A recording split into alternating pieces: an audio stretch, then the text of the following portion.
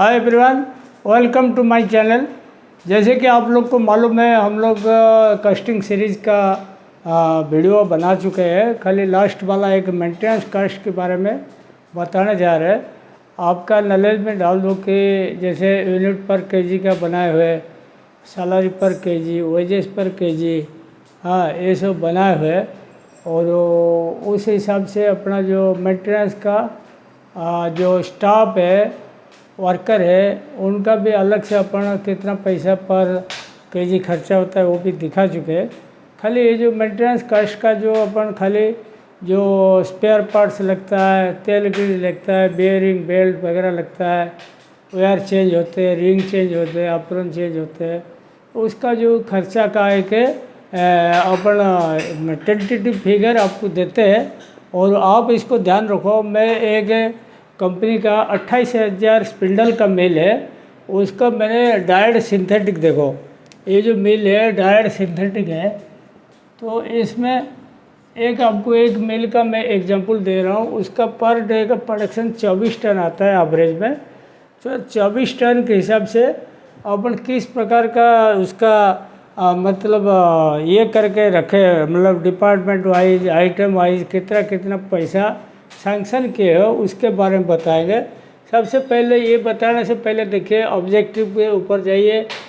Maintenance expenses निकालने का objective क्या है, क्योंकि अपना जो कंट्रीब्यूशन निकालते हैं ना, जैसे सैलरी पर केजी, वेजेस पर KG, power cost, maintenance cost, packing cost, ये सब आता है ना, वो सब निकालोगी तो इसमें बड़ा रोल प्ले करता है ये सब चीज़।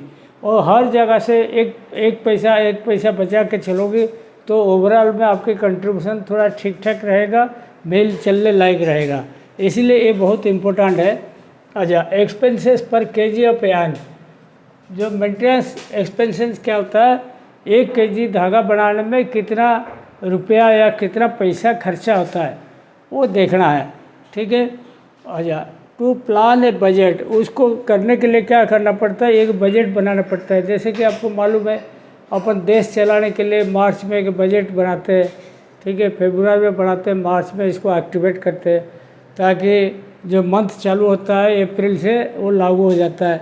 ऐसे ही कोई धागा मिल चलाते हैं ना, वो लोग भी बजट बनाते हैं। समझ लो इस साल अपन कौन सा माल बनानी है, और अपना पिछला बजट क्या था, ये बजट में क्या पकड़े गए, वो बजट में डेफिसिट क्या रहा, किस किस में अपना पैसा कम पड़ा, जिसमें अब दोबारा पैसा डालना पड़ा, किस में पैसा बचा, तो इसको रिवाइज करके नया बजट बनाते हैं।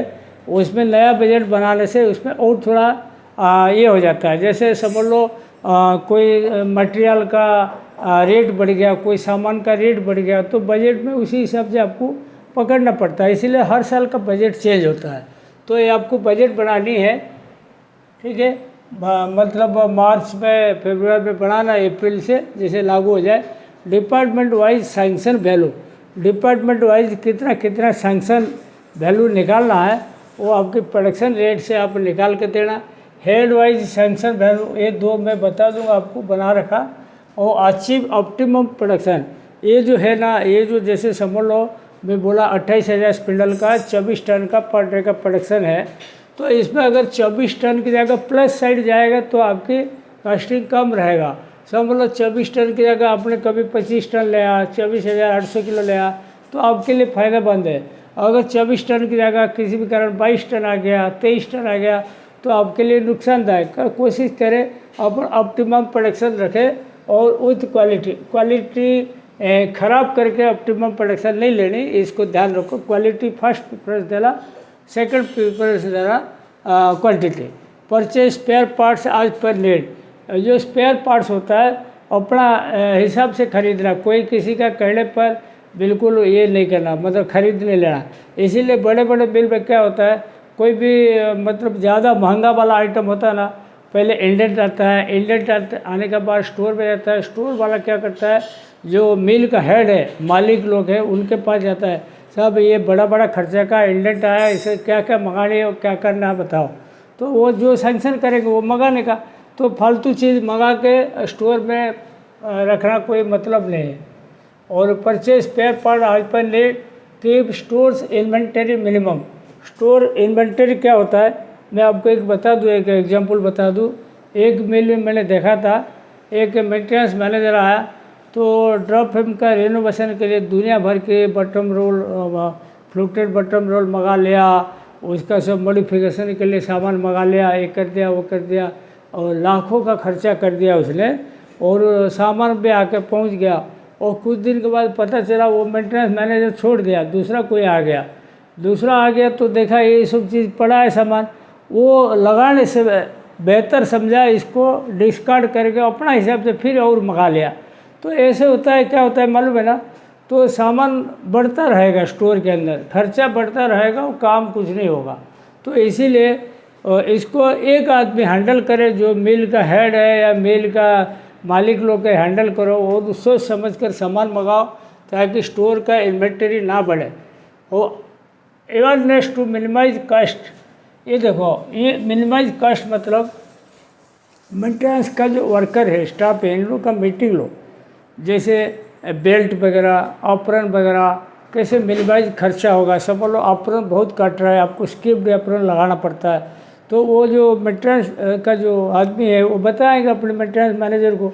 तो मेंटेनेंस मैनेजर प्रोडक्शन का हेड को बताएगा, साहब आपके ये शिफ्ट में ऐसे ऐसे ऑपरन कटा, एग्जाम्पल के लिए बोल रहा हूँ। तो वो लोग इसको टाइट करेंगे प्रोडक्शन वाला को, प्रोडक्शन वाला अपने वर्कर को टाइट करेगा।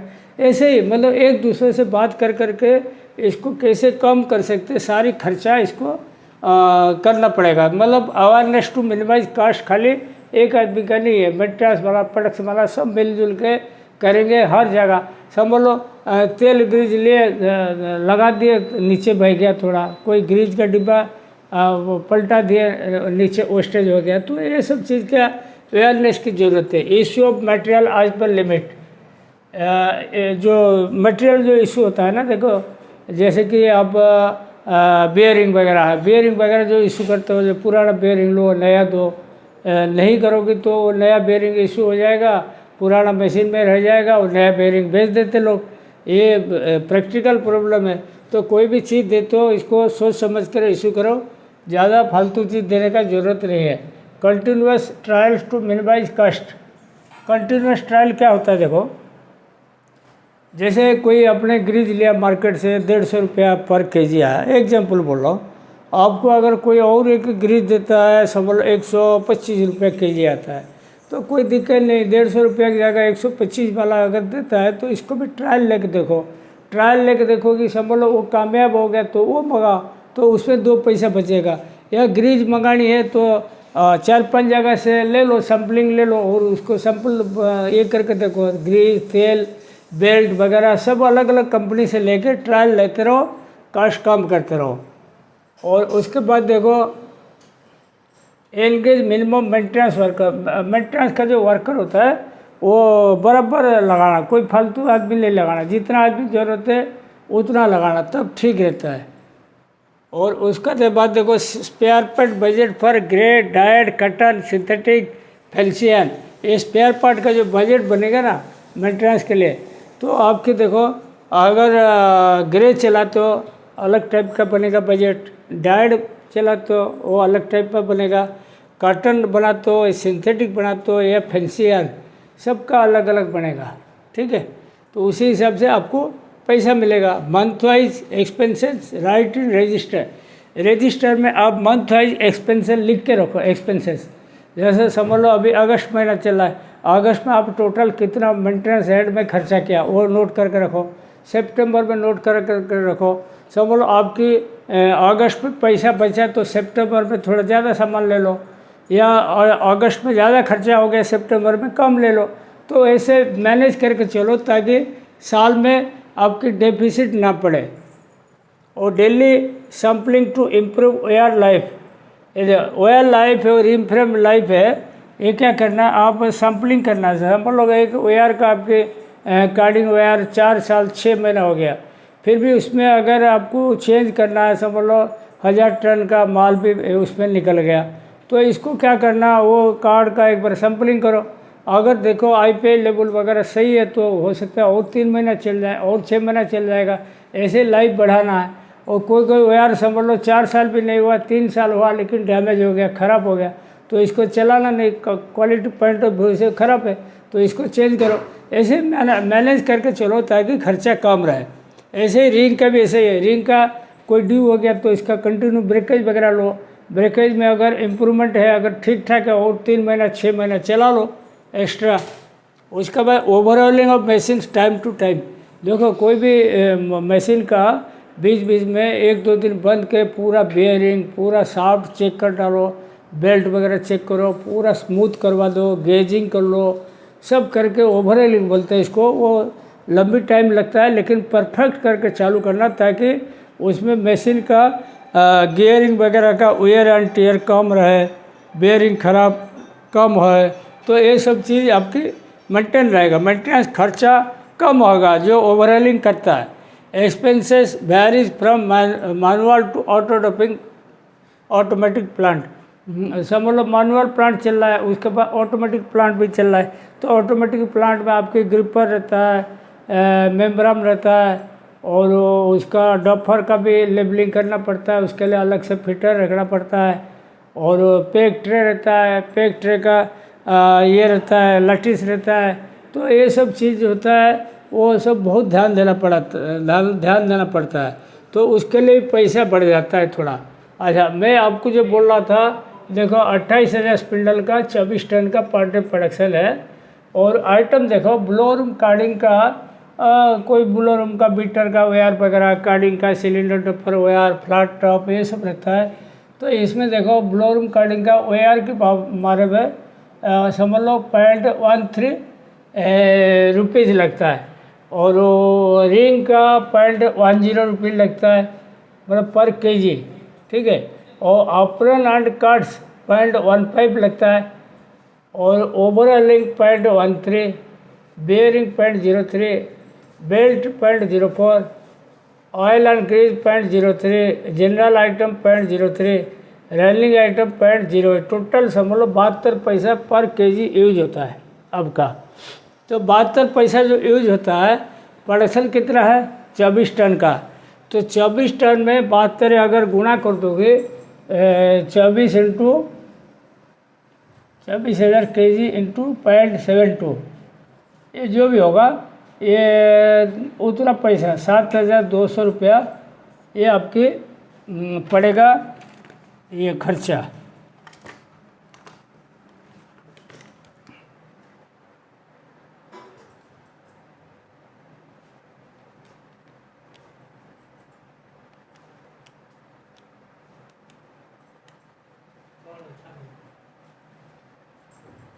नहीं, 17,280 रुपया पड़ेगा एक दिन का खर्चा,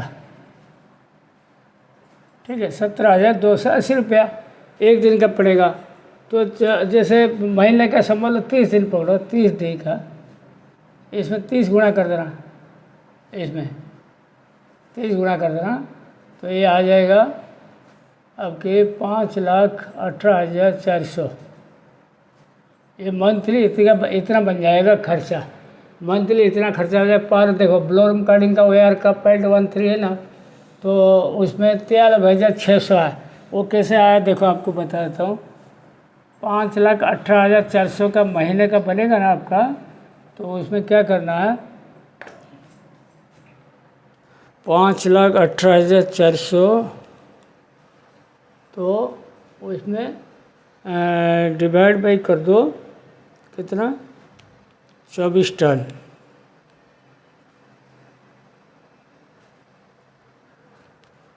तो देखो ये हो गया 5,18,400 हो गया। तो एक दिन का कितना हुआ, 5,18,400 डिवाइड बाई 30, 17,280 रुपया हुआ। 17,280 रुपया हो गया तो एक दिन का। तो ये देखो ब्लोरूम कार्डिंग का 0.13 13,600 हो गया, और रिंग का हो गया 0.17। तो ये जो 5,18,400 हुआ ना, मंथली हुआ ना, ठीक है। उसमें क्या करोगे आप, देखो ब्लोरूम कार्डिंग का वेयर कितना रहेगा 0.13 रुपीज़ है, ठीक है। तो मंथली कितना खर्चा आएगा देखो, उस हेड में आपके 24,000 किलो हो गया एक दिन का प्रोडक्शन, इंटू 0.13 इंटू 30, ये आ गया 43,600 आ गया। मतलब ये देखो 26,000 इंटू 0.13 इंटू 30 दिन, ये आ जाएगा आपकी 43,600। ऐसे ही इसमें भी ऐसा ही करना, 26,000 kg इंटू 0.10 इंटू 30, तो ये 72,000 आएगा। ऐसे ही जोड़ जोड़ के जाओगे अपरन कर्ज का 1,08,000। हाँ, और ध्यान रखो इसमें सबसे ज़्यादा जो खर्चा है ना, ये आता है ब्लोरूम कार्डिंग का, जो वायर से पहले अपरन और कर्ज में आता है, क्योंकि वो ज़्यादा खराब होता है। ठीक है, तो टोटल मंथली कितना है, 5,18,400 आया पर मंथ। 72 पैसा आया पर केजी का खर्चा। तो इसको डिपार्टमेंट वाइज लोगे, ब्लोरूम कार्डिंग का देखो 22 पैसा के हिसाब से 1,58,400 आएगा। ड्रॉप एम सिम्प्लेक्स का 8 पैसा के हिसाब से 57,600 आएगा। रिम फ्रेम का 27 पैसा के हिसाब से 1,94,400 आएगा। पोस्ट पिलिंग का 12 पैसा के हिसाब से 86,400 आएगा। और WCS जो अपना जो ये ऑटोमेटिक फिल्टर प्लांट रहता है, उसमें 21,600 आएगा। मतलब टोटल देखो वही 5,18,400 पर मंथ खर्चा आएगा। आप एक चीज़ समझो, अपना जैसे सपोज एवरेज वर्किंग डे 30 है, 30 दिन है, तो 5,18,400 17,280 इंटू 30 हो गया। ठीक है। अच्छा, पर ऑटोमेटिक प्लांट देखो, अब ग्रिपर लगेगा और मेम्ब्रेन लगेगा, ऑटो डफर लगेगा, मेंटेनेंस स्टाफ लगेंगे, पेग ट्रे, पेग, BTS, ये सब चीज़ लगेगा। ठीक है। और ये एडिशनल खर्चा कितना आ जाएगा, 0.30 आ जाएगा। मतलब आपके 72 पैसे की जगह 1 रुपया 2 पैसा आ जाएगा। जैसे ऑटोमेटिक प्लांट होता है ना, उसमें बहुत सारे खर्चा पड़ जाता है, तो कंप्रेसर, हवा का भी खर्चा पड़ जाएगा, सब प्रकार का खर्चा पड़ जाता है। और ये अगर कॉटन प्लांट है, कोम्ड कॉटन का, इसमें और 8 पैसा जोड़ देना, क्योंकि इसमें कोम्बर का, लैब फर्मर का रहेगा और प्रोसेस लेंदी हो जाएगा। उसी हिसाब से फिर उसका मेंटेनेंस का भी आदमी लगेंगे, तो खर्चा पड़ेगा। तो 1 रुपया 10 पैसा हो जाएगा। या आप ये मत सोचो कि आपकी नई प्लांट है और आप ऑटोमेटिक प्लांट लिया तो कम खर्चा होगा, उसमें ज़्यादा खर्चा आएगा। ये जो 28,000 स्पिंडल का बताया था, वो मेंटेनेंस का खर्चा इसीलिए कम आया क्योंकि उसमें कोई कोम्बर वगैरह है नहीं, सिंथेटिक का है, और सिंथेटिक में इसलिए खर्चा कम आया। और कॉटन ऑटोमेटिक प्लांट लोगे ज़्यादा खर्चा आएगा। और एक चीज़ बताओ, डायड ग्रे में क्यों अलग अलग लगता है? जैसे डायड मटेरियल चलाते हो ना, उसमें रिंग वगैरह केमिकली रिएक्शन होकर जल्दी ख़राब हो जाता है, वायर पैड जल्दी ख़राब हो जाता है। या आप सिंथेटिक लोगे और कॉटन लोगे तो सिंथेटिक में जल्दी ख़राब हो जाएगा वायर वगैरह, रिंग वगैरह। तो कुल मिलाकर इसीलिए मैं 4-5 प्रकार का कस्टिंग के लिए बोला आपको। जैसे कि आपको देखो मतलब grey plant, dyed plant, cotton, synthetic, fancy एड, उस हिसाब से आप इसका प्लान करिए। ठीक है। ये आज का टॉपिक यहीं पे समाप्त करता हूँ। Thank you.